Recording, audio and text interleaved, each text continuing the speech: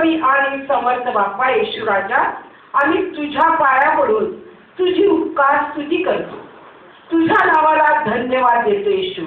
कारण प्रभू येशू, आतापर्यंत तू आमच्या संगती राहिलास, तू आमचा सांभाळ केलास, तू आम्हाला सहाय्य केलंस, तू आम्हाला मदत केलीस, तू आम्हाला कधी एकटा असं टाकू दिलं नाहीस, राहू दिलं नाहीस. याबद्दल आम्ही तुझ्या नावाला धन्यवाद देत आहोत. प्रिय प्रभू येशू, 2012 वर्षापूर्वी जेव्हा तू आमच्यासाठी या जगामध्ये मानव रूप घेऊन आला, प्रभू येशू, तू आमच्यासाठी आपल्या स्वर्गाचं सुख सोडलं. दयाळू कृपाळू महान तारका प्रभू येशू ख्रिस्ता, आमच्यासाठी तू गाईच्या गोठ्यामध्ये जन्म घेतलास आणि प्रभू येशू, त्या गोठ्याला तू आशीर्वादित केलं. तसं प्रभू येशू, आज तू आम्हाला आशीर्वादित कर.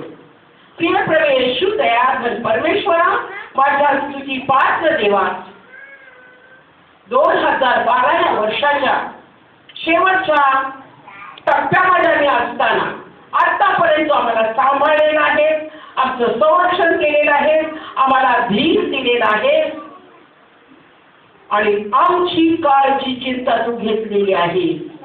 याबद्दल येशू मी तुझ्या नावाला धन्यवाद देत आहे.